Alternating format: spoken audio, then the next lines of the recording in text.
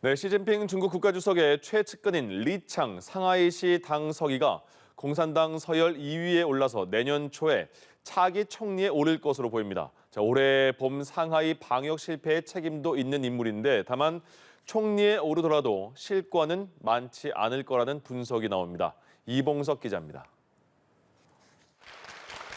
리창 상하이 당서기가 새로 구성된 중국 정치국 상무위원회에서 시진핑 국가주석 다음 해에 입장합니다. 중국 공산당 서열위에 올랐음을 보여주는 것으로 내년 3월 열릴 예정인 전인대에서 리커창 현 총리 후임으로 지명될 것으로 보입니다. 리 창서기는 시 수석이 저장성 당서기를 지낼 당시 비서실장에 해당하는 자리를 맡았던 최측근 인사입니다. 현직인 상하이 당서기는 시 수석이 2007년 차기 지도자로 낙점되기 직전 역임했던 자리이기도 합니다. 승승장구하던 그는 올해 봄 정치 생명에 큰 위기를 맞게 됩니다. 지난 4월부터 2개월 이상 인구 2,500만 명의 경제수도 상하이시가 코로나19 확산으로 봉쇄되자 민심이 극도로 악화하고 세계 경제에도 악영향을 미친 겁니다.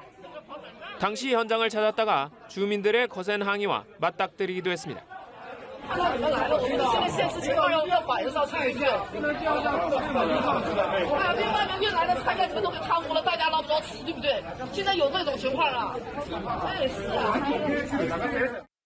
이 때문에 리커창 총리와 같은 공청단 출신의 왕양 정엽 주석이 차기 총리에 오를 거라는 관측이 한때 우세하기도 했습니다.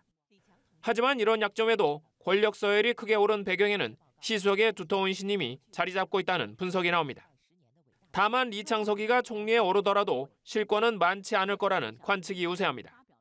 국가주석이 정치와 외교를 총괄하고 총리가 나라 살림살이를 책임지는 역할 분담이 지난 10년 동안 깨지다시피 했고 적어도 향후 5년간은 시 수석이 경제를 포함한 국정 전반을 장악할 것으로 보이기 때문입니다.